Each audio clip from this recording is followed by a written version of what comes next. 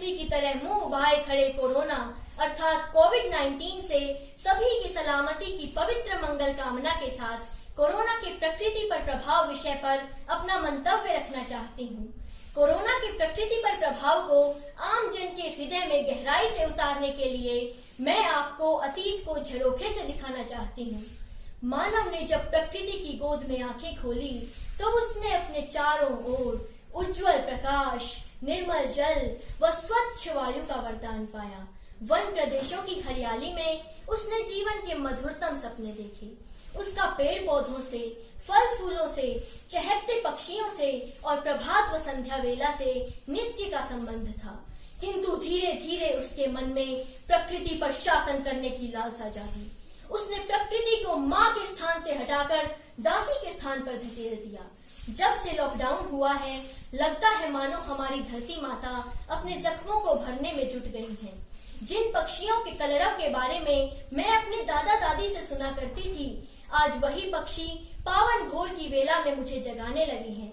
शहरों के air quality index में 90% तक सुधार हो गया है। जालंधर से दूर स्थित हिमालय पर्वत की धौलाधार रेंज साफ देखी जा सकती है।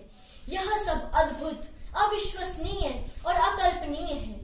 ध्वनि प्रदूषण में आई कमी के कारण वैज्ञानिकों के लिए छोटे स्तर के भूकंपों का पता लगाना आसान हो गया है। गंगा नदी की सफाई के लिए सरकार के द्वारा चलाई गई नमामि गंगे और अन्य नदियों के लिए कितनी ही योजनाएं पूर्ण रूप से सफल नहीं हो पा रही थी। अब प्रकृति ने बिना किसी खर्च के इन नदियों को निर्मल जल की धारा बना दिया है। मान्यवर, अंटार्कटिका के ऊपर जिस फटी हुई ओजोन परत में थेतली यानी पैबंद लगाने में दुनिया भर के पर्यावरणविद सफल नहीं हो पा रहे थे, इंसान के घर में कैद होते ही प्रकृति बहुत तेजी से इस विकराल समस्या का स्वयं ही निवारण कर रही है। नेचर रिसर्च में प्रकाशित एक शोध में यह जानकारी सामने आई है कि दक्षिण ध्रुव में अंटार्कटिका के ऊपर जो जेट स्ट्रीम यानी तेज हवाओं का भंवर बनता है, उसका खिसकना भी बंद होकर विपरीत दिशा में जाने लगा है। हाल ही में ऑस्ट्रेलिया के जंगलों में लगी भीषण आग का यह एक मुख्य कारण था। इस शोध से मेलबर्न यूनिवर्सिटी के रसायन शास्त्री लैन रे बहुत उत्साहित हैं। उनका मानना है कि इससे कोरल रीफ क्षेत्र में जो वर्षा होनी कम हो गई थी, उसका समाधान हो सकता है। महोदय, जरा सोचिए, मानवीय सोच में आया बदलाव भी प्रकृति के प्रभाव के दायरे में ही तो आएगा। मेरे पिताजी जो एक अध्यापक हैं, घर पर भी अपना अधिकतर समय अपने छात्रों के विषय में सोचने में ही लगाते थे और मुझे लगता था कि मेरी अहमियत उनकी नजरों में कम होती जा रही है। परंतु कोरोना संकट के दौरान उनके साथ समय बिताते हुए मुझे लग रहा है कि मेरा विचार कितना गलत था।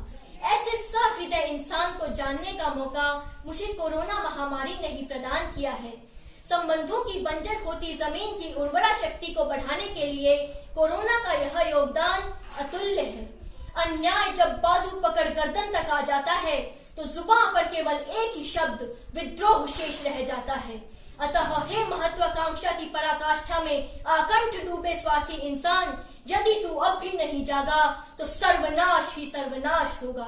अंत में इंसान को इन पंक्तियों के माध्यम से सचेत कर रही हूँ कि रावण सा कोरोना, सीता सम तुम, लक्ष्मण रेखा ना पार करो, प्रकृति को माँ समझो, मानवता का उद्धार करो।